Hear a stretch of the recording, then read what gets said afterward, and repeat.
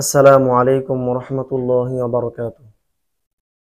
প্রতিদিন একটি আয়াত ভিডিও সিরিজের আজকে অষ্টম দিন।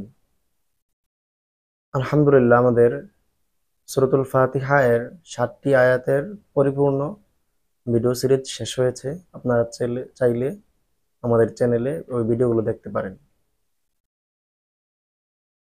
আজকে আমরা সূরাতুল বাকারা এর প্রথম আয়াতটির অর্থ জানবো এবং কয়েকটি শিক্ষা জানবো।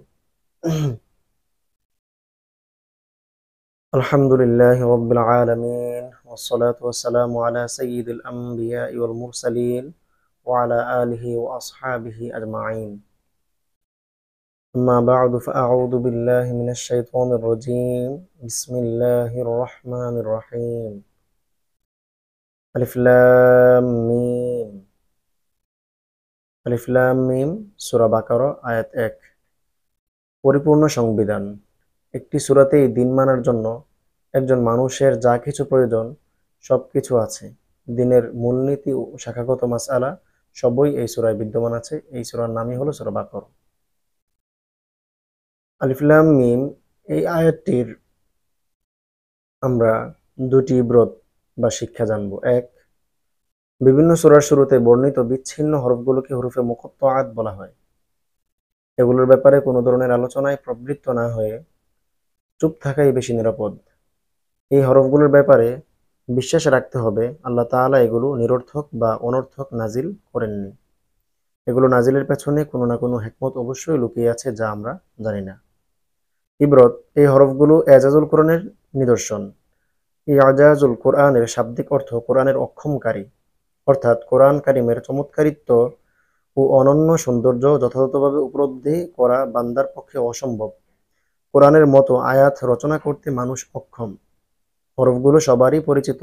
আরবরা এই হরফগুলো দিয়ে গঠিত শব্দবাক্যই দৈনন্দিন জীবনে ব্যবহার করে। তারপরও সূরার শুরুর হরফগুলোর মর্মোদ্ধার করতে পারেনি, পারবেও না।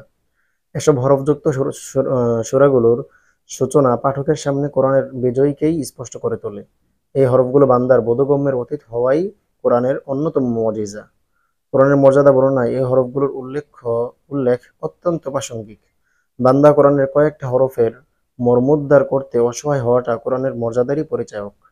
এই হরফগুলোর অন্তর্নিহিত ভাব বুঝতে না পেরে বান্দার মনে শুরুতেই কোরআনের প্রতি সম্ভ্রম তৈরি হবে। অর্থাৎ এই হরফগুলোর অর্থ আমরা কেউ জানি না। এই হরফগুলো অর্থ যে আমরা জানি না, আমাদের জানার পরিধি, আমরা যে চাইলে সবকিছু জানতে পারি না, আল্লাহ যদি আমাদের তৌফিক না দেন, সেই জ্ঞান না দেন। এইটা হচ্ছে কোরআন আমাদেরকে অক্ষম করে দিয়েছে যে আমরা সকল কিছুর জ্ঞান অর্জন করতে পারি না, তবে আমরা চেষ্টা করতে পারি। এই হরফগুলোর অর্থ নিয়ে বেশি বাড়াবাড়ি করা উচিত না। ওলামায়ে কেরাম এগুলো থেকে বাড়াবাড়ি করা থেকে বিরত থাকার জন্য বলেছেন। অনেক শিল্পী আছেন যারা পালা গান বা বিভিন্ন গান করেন, তারা দেখা যায় এই হরফগুলোর বিভিন্ন ব্যাখ্যা বের করার চেষ্টা করেন। তো আসলে এগুলো কখনোই ঠিক না। তারা তো দেখা যায় অনেক মহিলা শিল্পী যারা বেপরদা চলাফেরা করে, বেপরদাভাবে পুরুষদের সামনে, হাজার হাজার পুরুষের সামনে তিনি গান করেন নিজের ফরজ পর্দা বাদ দিয়ে। তো ওই সকল নারী পুরুষ যারা এইগুলো নিয়ে ব্যাখ্যা করেন, বিভিন্ন ব্যাখ্যা দেন, আলিফ লাম মিম এগুলোর বিভিন্ন ব্যাখ্যা দেন, আমরা তাদের এই কথাগুলো শুনবো না, এগুলো থেকে বিরত থাকবো। আল্লাহ তাদেরকে হেদায়েত দান করুন। আর এগুলোর পরিপূর্ণ অর্থ আল্লাহ তাআলাই ভালো জানেন, আমরা এগুলো নিয়ে বাড়াবাড়ি না করি। আল্লাহ সুবহানাহু ওয়া তাআলা আমাদেরকে প্রতিদিন কমপক্ষে একটি আয়াতের অর্থগুলো জানার তৌফিক দান করুন এবং তা জেনে আমল করার তৌফিক দান করুন। আসসালামু আলাইকুম ওয়া রাহমাতুল্লাহি ওয়া বারাকাতুহু।